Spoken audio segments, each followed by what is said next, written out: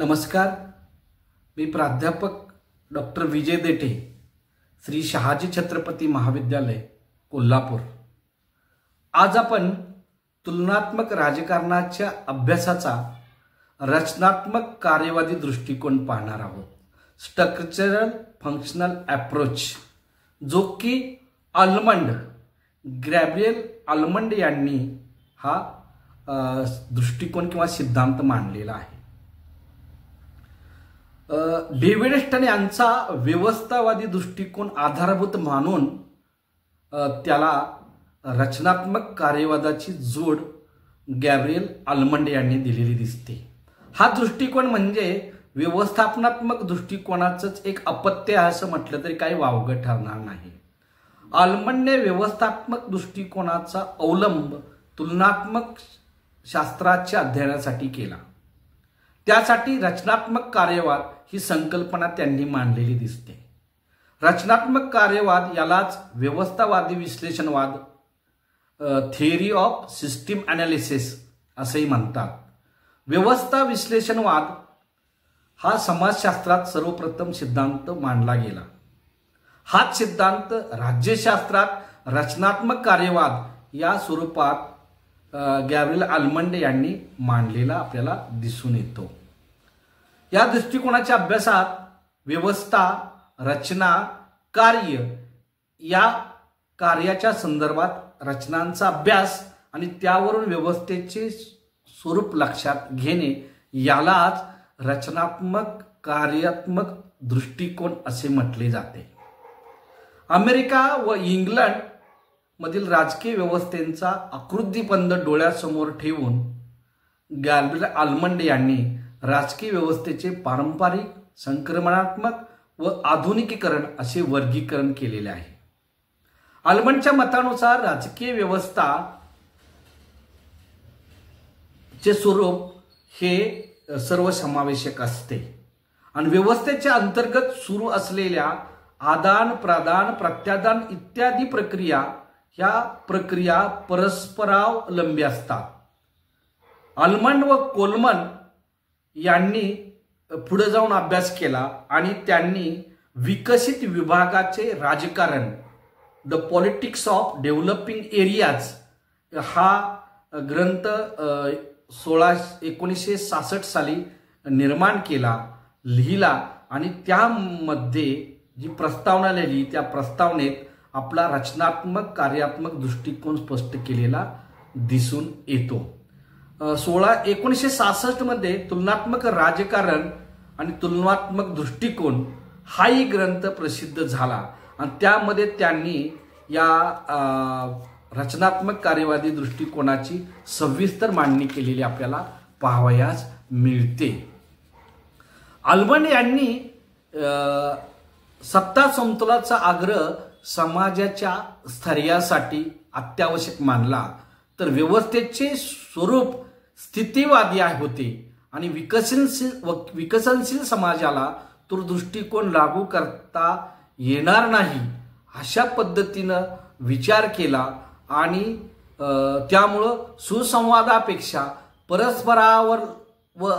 परस्परावलंबन वर अधिक भर देऊन राजकीय व्यवस्था का व कशा बदलतात याचा त्यांनी विचार केला आणि आल्मंडच्या विवेचनातील सर्वात महत्त्वाचा भाग म्हणजे राजकीय व्यवस्थेच्या कार्याचे विवेचन होय। कोणत्याही देशातील राजकीय व्यवस्था असो, तिला स्वतःचे अस्तित्व टिकले पाहिजे असे स्वाभाविकपणे वाटणं असतं व त्या दृष्टीने राजकीय व्यवस्थेला काही कार्य करावे लागतात।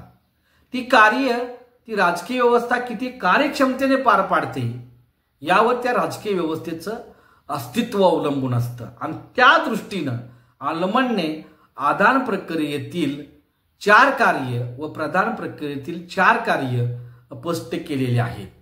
म्हणजे आदान प्रक्रियेतील 4 कार्य कोणती, तर राजकीय सामाजिकरण व भरती, हितसंबंधाचे आविष्करण, हितसंबंधाचे सुसूत्रीकरण आणि राजकीय संसूचन ही 4 कार्य त्यांनी आदान प्रक्रियेत सांगितली आहेत। आणि प्रदान प्रक्रियेत त्यांनी नियमांची निर्मिती, नियमांची कार्यवाही, नियमांनुसार न्यायदान या 3 कार्य सांगितलेली आहेत। तर आदान प्रक्रियेतली आणि प्रदान प्रक्रियेतली जी कार्य आहेत ती आपण आता सविस्तर पाहूया. डेव्हिड ईस्टन यांनी आदान प्रक्रियेमध्ये जी 4 कार्य सांगितली आहेत त्यातलं पहिलं आहे राजकीय सामाजिकरण व भरती. त्यांचं असं मत आहे की आज सर्व लोकांचा राजकारणाशी संबंध येतो. प्रत्येक व्यक्तीची इच्छा असो किंवा नसो तिचा राजकारणाशी प्रत्यक्ष किंवा अप्रत्यक्ष संबंध येतच असतो. लोकशाही व्यवस्थेत लोकांचा राजकारणाशी संबंध जास्त येतो. हा संबंध लक्षात घेऊनच राजकीय व्यवस्थेची स्थिरता टिकविणे, लोकांना राजकीय प्रश्नाची माहिती करून देणे, राजकीय समस्याची जाणीव करून देणे, त्यासंबंधी निर्णय घेणे, लोकांचे लोकांचे राजकीय शिक्षण असं म्हणतात किंवा राजकीय सामाजिकरण व भरती असेही म्हटले जाते. राजकीय व्यवस्थेच्या कार्यात राजकीय सामाजिकरणाला फार महत्त्वाचे स्थान आहे. राजकीय सामाजिकरणाची अनेक साधनं आहेत. म्हणजे कुटुंब संस्था आहे, शिक्षण संस्था आहे, राजकीय पक्ष आहेत आणि इतर सामाजिक संस्था आहेत. त्यामध्ये राजकीय सामाजिकरणाचं कार्य मोठ्या प्रमाणात चालतं. थोडक्यात राजकीय सामाजिकरणामुळे समाजात मूल्यांची जाणीव निर्माण होते आणि जनतेच्या अपेक्षा, भूमिका व राजकीय वर्तनाची दिशा निश्चित होते. तसेच लोकांचा त्यामुळे सहभाग वाढतो. आदान प्रक्रियेतलं दुसरं जे कार्य आहे ते हितसंबंधाचे आविष्करण. म्हणजे काय तर आलमंड म्हणतात की लोकांच्या अनेक गरजा असतात. आपल्या गरजांची पूर्तता व्हावी या दृष्टिकोनातून लोकांकडून शासनाला अनेक मागण्या सादर केल्या जातात आणि लोकांच्या अपेक्षा व मागण्या निश्चित स्वरूप प्राप्त होणं म्हणजे हितसंबंधाचे आविष्करण होणे. म्हणजे बघा, लोकांच्या ज्या अपेक्षा व मागण्या निश्चित स्वरूप प्राप्त होते म्हणजे यांना मागण्यांना आणि अपेक्षांना हे होणं म्हणजेच हितसंबंधाचं आविष्करण होणं होय. हे कार्य अनेक संस्था, संघटना, असंघटित समूह करीत असतात. आपल्या मागण्या शासनाकडून पूर्ण व्हाव्यात यासाठी संबंधित लोक, त्यांचे गट आणि राजकीय पक्ष प्रयत्नशील असतात. उदाहरणार्थ बघा, शेतीमालाला किफायतशीर भाव मिळावा, आरक्षण मिळावं, महागाई कमी व्हावी, फी वाढ रद्द व्हावी, आर्थिक दृष्ट्या दुर्बल जे घटक आहेत त्यांना आरक्षण देण्यात यावं. म्हणजे अशा मागण्या मान्य करून घेण्यासाठी राजकीय श्रेष्ठीसमोर मांडल्या जातात. म्हणजे अशा पद्धतीने काय होतंय, हितसंबंधाचं आविष्करण वेगवेगळ्या पद्धतीनं केलं जातं. मग त्याच्यासाठी काय केलं जातं, आंदोलन केली जातात, निदर्शनं केली जातात, संमेलनं आयोजित केली जातात, राजकीय पक्षांच्या नेत्यांच्या भेटीगाठी घेतल्या जातात, निवेदन दिली जातात. मग निवेदन ही शांततेच्या मार्गाने सुद्धा असतात किंवा आंदोलनाच्या, क्रांतीच्या मार्गाने सुद्धा असतात. अशा पद्धतीचं हितसंबंधाचं आविष्करण असतं. तिसरा आदान प्रक्रियेतला मुद्दा आहे, कार्य आहे म्हणजे हितसंबंधाचे सुसूत्रीकरण. म्हणजे काय तर विशिष्ट हितसंबंधाने एकत्र येऊन स्वतःचा गट, पक्ष, संघटना स्थापन करून राजकीय प्रक्रियेत सहभागी होणं. बघा, म्हणजे ही अतिशय महत्वाची गोष्ट आहे. राजकीय प्रक्रियेत सहभाग झाला म्हणजे त्याला हितसंबंधाचं सुसूत्रीकरण असं म्हटलं जातं. आणि तसंच त्या मागण्यांचं रूपांतर धोरणासंबंधी व पर्याय उभे करणे याला हितसंबंधाचे सुसूत्रीकरण असंही म्हटलं जातं. उदाहरणार्थ बघा, राजकीय पक्षाच्या अधिवेशनात ज्या वेगवेगळ्या हितसंबंधी मागण्या पुढे आलेल्या असतात त्यावर सविस्तर विचार होऊन त्या निरनिराळ्या मागण्यामध्ये सहयोग, तडजोड, समन्वय, देवाणघेवाण करून धोरण आखले जाते आणि त्यावेळी तो राजकीय पक्ष हितसंबंधाचे सुसूत्रीकरण करीत असतो. हे सूत्रीकरण करीत असताना विचारसरणी किंवा व्यावहारिक वस्तुस्थिती लक्षात घेतली जाते. हे सर्व राजकीय व्यवस्थेमध्ये असे हितसंबंधाचे सुसूत्रीकरण होत असते. उदाहरणार्थ तुम्हाला सांगायचं म्हणजे एसटी महामंडळातल्या कर्मचाऱ्यांनी केलेली जी पगारवाढीसाठीचं आंदोलन असेल, त्याच्यासाठी मग शिष्टमंडळ भेटी घेतं, बहिष्कार टाकतं, आंदोलन करतं, हरताळ करतं, रस्ता रोको करतं. म्हणजे असे अनेक पर्याय अंमलात आणतं आणि या पद्धतीनं आपला हा तिसरा मुद्दा आपल्याला हितसंबंधाचे सुसूत्रीकरण पाहता येईल. चौथा जो आदान प्रक्रियेतला मुद्दा आहे तो म्हणजे राजकीय संसूचन.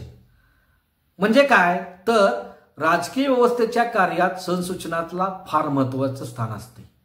राजकीय व्यवस्था आणि राजकीय परिस्थिती यांच्यात आदान प्रदान प्रत्यादानाद्वारे सातत्याने संपर्क चालत असतो आणि सातत्याने चालणारा संपर्क म्हणजेच राजकीय संसूचन होय. राजकीय व्यवस्था विकासाच्या स्वरूपाच्या संसूचन रचना निर्णय निर्धारण करण्याच्या दृष्टीने आवश्यक ती माहिती राजकीय व्यवस्थेला पुरवत असतात. निर्णयाची अंमलबजावणी करताना ज्या नवीन गोष्टी लक्षात येतात त्या प्रत्यादानाच्या रूपात संसूचनाद्वारे राजकीय व्यवस्थेकडे पाठवल्या जातात. मग त्या मागण्या ज्या असतात त्या वृत्तपत्राच्या माध्यमातून, मासिक, रेडिओ, चित्रपट, दूरदर्शन, नाटकं, बातमी अशा विविध माध्यमातून संसूचनाची रचना केल्या जातात. जास्तीत जास्त लोकांशी संपर्क साधणे यावर संसूचनाचं यशापयश अवलंबून असतं. मग शरीरातील ज्या पद्धतीने रक्तवाहिन्या काम करतात ह्या सर्व रचना राजकीय व्यवस्थेत लोकांशी संपर्क साधण्याचे कार्य त्या पद्धतीने करत असतात. ह्या झाल्या आधार कार्य. आता प्रधान कार्य काय आहेत तर प्रधान कार्य 3 आहेत. कोणती 3 कार्य आहेत तर पहिले आहे नियमांची निर्मिती. म्हणजे प्रधान कार्यामध्ये जनतेकडून आलेल्या मागण्याचे धोरणात रूपांतर करणे याला प्रधान कार्य असे म्हणतात. ते प्रधान कार्य 3 टप्प्यातून चालतं. एक, नियमांची निर्मिती करणे. नियमांची निर्मिती केल्याशिवाय राजकीय व्यवस्था उभीच राहू शकत नाही असं आलमंड म्हणतात. विविध नियम तयार करणे, धोरणांच्या कायद्याची निर्मिती करणं. विकसित देशात प्रतिनिधिक विधिमंडळे कार्य करीत असतात. विधिमंडळ ही नियम निर्मितीची एकमेव रचना मांडण्यात आलेली आहे. म्हणजे काय तर विधिमंडळाच्या निर्मितीच्या कार्यावर प्रभाव पाडणाऱ्या अनेक रचना आधुनिक राजकीय व्यवस्थेत निर्माण झालेल्या आहेत. विधिमंडळ फक्त सूचित करण्यात आलेल्या विधीची नोंद करण्याचे कार्य करत असते. आज विधी निर्मितीचे कार्य विस्तारित स्वरूपाचे झालेले दिसते. म्हणजे नियम निर्मितीचं कार्य त्या विधिमंडळाकडे आपल्याला दिसून येतं. त्यानंतर काय पुढचं प्रधान प्रक्रिया आहे ती म्हणजे नियमांची कार्यवाही. नियम निर्मिती केल्यानंतर त्याची कार्यवाही करण्याचं काम याच्याकडे असतंय. म्हणजे काय प्रत्यक्षात धोरण अंमलात आणणे किंवा नियमांची कार्यवाही करणे. नियमांची कार्यवाही या दृष्टीने आज व्यापक प्रमाणावर शासकीय यंत्रणा व रचना निर्माण करण्यात आलेल्या आहेत. केवळ नियम तयार करून चालत नाही तर ते व्यवस्थितपणे अंमलात आणले पाहिजेत. म्हणजे कायदा करून नुसता चालत नाही तर कायद्याचे नियम करून नुसतं चालत नाही तर त्याची अंमलबजावणी करणं फार गरजेचं असतं. तिसरा मुद्दा आहे प्रधान प्रक्रियेतला तो म्हणजे नियमानुसार न्यायदान. म्हणजे काय तर न्यायदानाचे कार्य न्यायमंडळ करीत असते.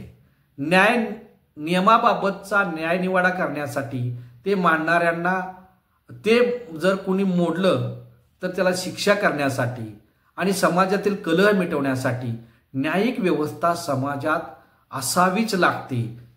धोरण अंमलात आणताना येणारे अडथळे दूर करण्याचे कार्य न्यायमंडळ करत असते आणि प्रचलित कायद्यानुसार न्यायदान करून ते असे अडथळे दूर करते. अलीकडे प्रशासकीय अधिकारी, निगम अशा रचना देखील त्यांच्या क्षेत्रातील न्यायदान कार्य करीत असताना दिसून येतात.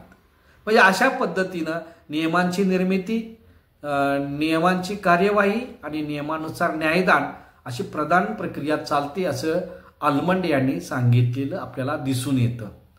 हा झाला आलमंड यांचा रचनात्मक कार्यवादी दृष्टिकोन. या दृष्टिकोनाचं परीक्षण जर करायचं ठरलं तर तुलनात्मक राजकारण आणि तुलनात्मक शासन या विषयाच्या अभ्यासात रचनात्मक कार्यात्मक दृष्टिकोनाला खूप महत्त्व प्राप्त झालेलं आहे आणि त्याचा वापरही मोठ्या प्रमाणात होऊ लागलेला आहे. आणि रचनात्मक कार्यात्मक दृष्टिकोन हे संशोधकामध्ये किंवा संशोधनामध्ये अधिक लोकप्रिय होत असलेलं आपल्याला दिसून येतं आणि त्यामुळेच या दृष्टिकोनाचा उपयोग राजकीय व्यवस्थेचे तुलनात्मक अध्ययन करण्यासाठी मोठ्या प्रमाणात होऊ लागलेला दिसून येतो. तुलनात्मक राजकारण ही अशी राज्यशास्त्राची एक नवीनच शाखा निर्माण झालेली आहे. त्यात फक्त रचनेचाच अभ्यास होतो असे नाही, तर रचनेच्या द्वारे करण्यात येणारी जी कार्ये आहेत ती कितपत योग्य आणि कितपत अयोग्य आहेत, विघातक आहेत आणि ते विघातक ठरतात की योग्य ठरतात हे सुद्धा ठरवलं जातं आणि कोणत्या परिस्थितीत विशिष्ट व्यवस्था कशी व का मोडकळीस आली हे सुद्धा शोधता येतं.